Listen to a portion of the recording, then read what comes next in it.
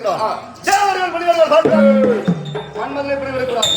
யாகம் செய்த பெருத்த யாகம் நர்மத யாகம் அந்த யாகத்தை செய்தால் தானாவும் மன்னிச்சிருவான் அப்படி என்று சொல்லி யாகத்தை ஏற்படுத்தினார்கள். தேவர்கள் மூவரெல்லாம் சேர்ந்தார்கள். அந்த யாகத்தை நிறுத்துவதற்காக அந்த மன்மத கடவுள் வந்திருக்கிறார். வந்த போது சிவபெருமான் பார்த்தார். ஓ, இந்த யாகத்தை அழித்து விடுவான் பொறுத்திருக்கிறது. இது அழிஞ்சு விட்டா மன்மதன் எரிக்க முடியாது என்று நெற்றிக்கனை திறந்தார். ஆனா எரிக்கக்கூடாது மறுபடியும் தான் ஒரு மனசுல இருந்துச்சு. ஆனால் இந்த பக்கம் யாகம் செய்ய எப்படி இருந்தாங்க? சிவபெருமான் மட்டும் இந்த பக்கம் திரும்பி இருந்தார். அவன் என்ன செய்தான்? தேவர் முன்பாக சென்றால் நம்ம ஏதாவது தேவ சூழ்ச்சி செய்து கொன்று விடுவார்கள். பின்புறமா போய் இந்த யாகத்தை எடுத்துக்கணும் அப்படின்னு வரும்போது சிவபெருமான் அறியாமல் நெற்றிக்கனை திறந்தார். அந்த இடம் வந்தினாரு. அது எப்படி வந்தது? என் தந்தையாக பெரிய தந்தை அவர்கள் கொடுத்த நாடு திருதராட்சி தான். தம்பி துரியோதன் கொடுத்த நாடு யாரு கொடுத்தாங்க? காரணம் பாண்டவராக ராஜாக்கள் 100 பேருக்கு 105 பேருக்கு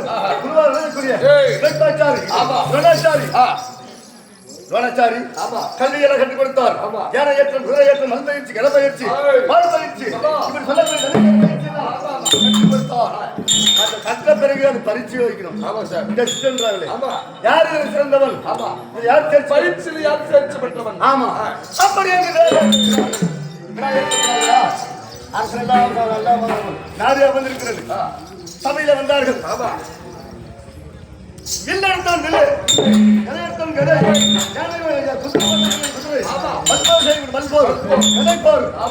நடந்தது. அர்ஜுனன் வந்தான், வில்லை எடுத்தான், தமிழை நின்றான், வில்லை வளைத்து வானத்தை எடுத்தான், எப்படி போகுது? ஒன்றுபட்டு 100,000 தங்கம் சட்ட கோடி மாறாம் நிக்காம போகுது. இதை பார்த்தவர்கள் நல்லா பார்த்தார்கள்.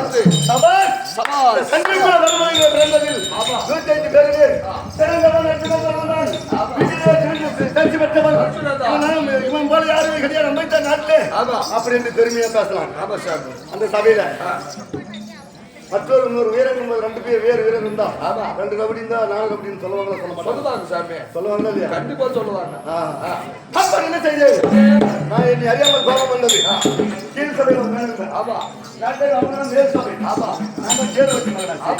ஒதுக்கப்பட்டவன் கீழே சமாதானத்தில் அமர்ந்து என்னை அறியாமல் வலிக்கு கோபம் வந்தது.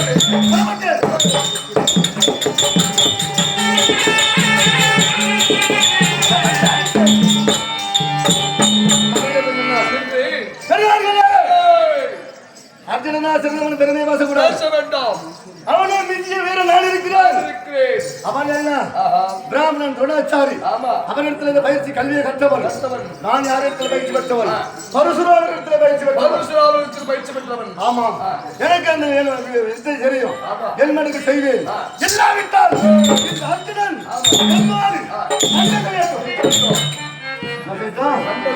அவனா சிறந்தவன் சொல்றீங்க. என்னோட சண்டை போட்டு அப்ப யாரு சிறந்தவன் தெரியும். அப்படியாங்க வேறப்பா பேசிக்கின்றேன் எந்த உடனே அர்ஜுனன் கேட்கிறான்.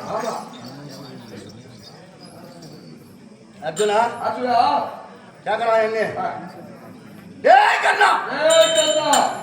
தாய் தந்தை பேர் தெரியாத தருதலை இந்த சபையிலே வந்து பேசுவதற்கு என்ன இருக்கிறது?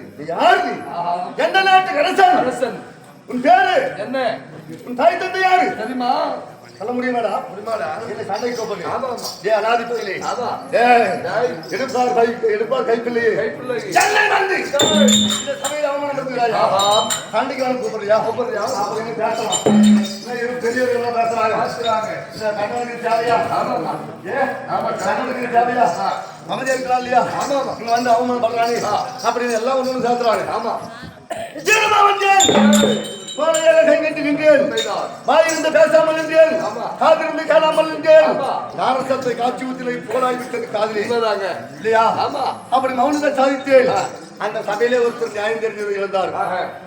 கொல்ல பிராமணன் முனிவர் அகஸ்திய மகாமுனிவர். பல உலகிலே அனைத்துமே தெரிந்தவர், தலவகிமை பெற்றவர். சபையார்களே, நீங்கள் எல்லாம் ஆண் மக்கள் தானா? கர்ணன் ஒரு ஆண்மகன். அவன் விதிவாச பையன். ஆமா. தாய் தந்தை பேரை சொல்ல முடியல. ஆமா. தாய் தந்தை இல்லாமல் யாரும் பிறக்க முடியாது.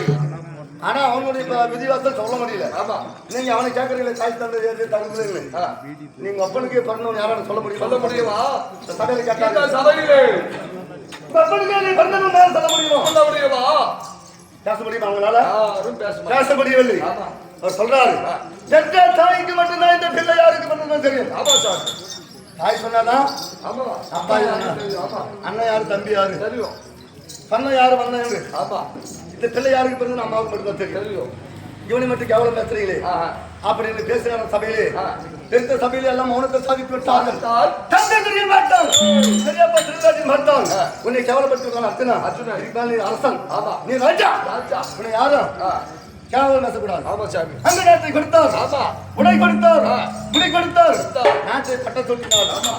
அவர் கொடுத்த நாடு இந்த அங்கு நாடு. அங்கு நாடு துரியோதன் கொடுத்த நாடு. சரி சரி. இந்த நாட்டிலே எப்படி வாழ்க்கை செய்ய எப்படி